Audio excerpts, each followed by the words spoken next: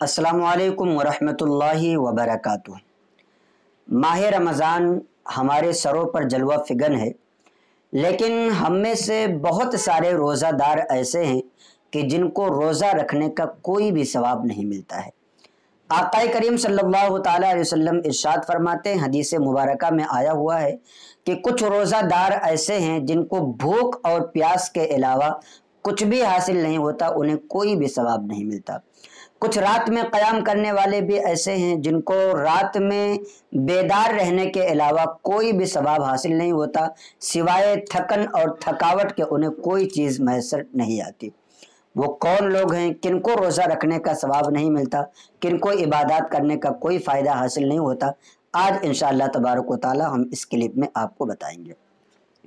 ابن ماجہ شریف کی حدیث ہے کہ نبی کریم صلی اللہ تعالیٰ علیہ وسلم نے صحابہ کرام سے مخاطب ہو کر کے ارشاد فرمایا کہ کچھ روزہ دار ایسے ہیں جو روزہ تو رکھتے ہیں لیکن ان کو روزہ کا کوئی بھی ثواب نہیں ملتا، اور ایسے ہی کچھ عبادت کرنے والے، کچھ رات میں قیام کرنے والے ایسے ہیں کہ جن کو رات میں تھکاوٹ کے علاوہ، شب بیداری کے علاوہ انہیں کوئی ثواب حاصل نہیں ہوتا۔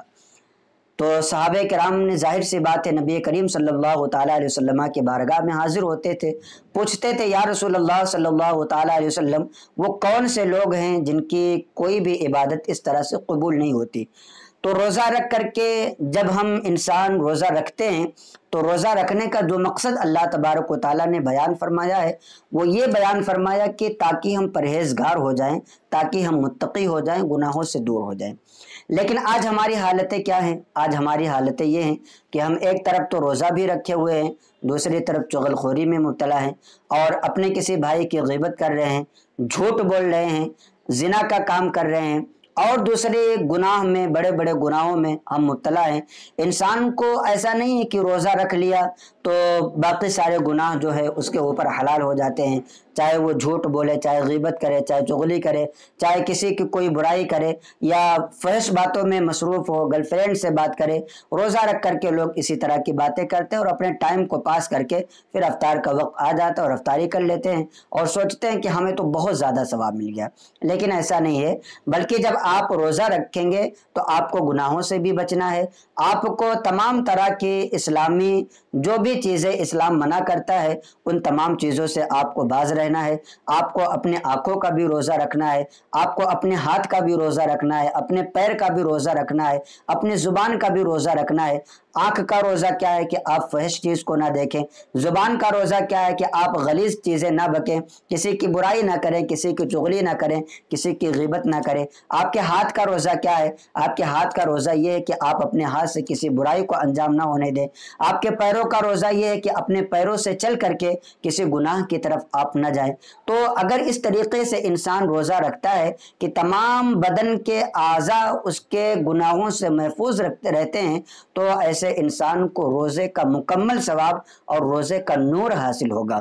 لیکن اگر روزہ رکھے اور گناہ بھی کرتا رہے تو اسے روزے کا نہ تو نور ہی حاصل ہوگا، نہ ہی ایسے شخص کو روزے کا ثواب حاصل ہوگا۔ بلکہ اتنا صرف یاد رکھنا چاہیے کہ ایسے روزے دار کا جو روزہ تھا وہ تو فرض ادا ہو جائے گا لیکن اسے کوئی ثواب نہیں ملے گا، اسے اس کا روزے کا کوئی نور بھی حاصل نہیں ہوگا۔ تو اس لیے نبی کریم صلی اللہ تعالیٰ علیہ وسلم کی ایک حدیث مبارکہ اور بھی میں آپ کو سناتا چلوں کہ نبی کریم صلی اللہ تعالیٰ علیہ وسلم نے ارشاد فرمایا کہ جب تم سے کوئی جھگڑا کرے اور تم روزے کی حالت میں ہو تو اس سے یہ کہہ دو کہ میں روزہ دار ہوں اور آگے بڑھ جاؤ، اور اس وقت میں تم جھگڑے نہ کرو۔ تو پتہ کیا چلا کہ روزہ رکھ کر کے ہمیں جھگڑا بھی نہیں کرنا چاہیے، کسی سے تو میں بھی نہیں کرنا چاہیے۔ اور آج ہماری حالتیں کیا ہے؟ اگر گالیاں دینے کی بھی بات آئے تو ہم گالیاں دیتے ہوئے بھی نظر آتے ہیں اور یہ سوچتے ہیں کہ ہمارا روزہ اس طریقے سے قبول ہوگا کہ ہمیں ڈھیروں ثواب ملے گا۔ ایسا نہیں ہے۔ آپ اگر ایک طرف سے گناہ کر رہے ہیں اور دوسری طرف سے یہ چاہتے ہیں کہ آپ کے نامہ اعمال میں زیادہ سے زیادہ ثواب آتا جائے تو وہ ثواب آ کر کے کیا ہوگا؟ اگر آپ کے پانی کی ٹنکی ایسی ہے کہ جس میں مکمل طور پر آپ اوپر سے پانی بھر رہے ہیں، فورس میں پانی آ رہا ہے اور اسی فورس کے ساتھ نیچے کے سوراخ سے پانی بہتا ہوا چلا جا رہا ہے، تو پھر اسی طریقے سے آپ کی نیکیاں ہیں کہ آپ نیکیاں اکٹھا کرنے کی کوشش کر رہے ہیں، لیکن پھر نیچے ایک سوراخ ہے جو آپ کی برائیوں کا سوراخ ہے، آپ کے غلط چیزوں کا سوراخ ہے، اور اس سوراخ کے ذریعے سے آپ کی نیکیاں نکل جاتی ہیں اور پھر اس سے آپ کو کوئی فائدہ حاصل نہیں ہوتا۔ تو روزے کی حالت میں آپ تمام طرح کے خرافات سے، تمام طرح کے گناہوں سے، تمام طرح کے گناہ صغیرہ اور کبیرہ سے بچنے کی کوشش کریں۔ انشاءاللہ تبارک و تعالی روزے کا نور بھی حاصل ہوگا، روزے کے فوائد و برکات بھی حاصل ہوں گے، روزے کا ثواب بھی حاصل ہوگا، اور فرض روزہ تو آپ کا ہر حال میں ادا ہی ہوگا۔ تو امید کرتا ہوں کہ یہ کلپ آپ کو اچھی لگی ہوگی۔ آپ سے درخواست ہے کہ اس کلپ کو زیادہ سے زیادہ صدقہ جاریہ کی نیت سے اپنے دوستوں احباب کو بھی شیئر کریں تاکہ انہیں بھی یہ معلومات حاصل ہو اور وہ بھی ماہ رمضان المبارک کے صحیح طریقے سے قدر و منزلت کر سکیں۔ السلام علیکم ورحمۃ اللہ وبرکاتہ۔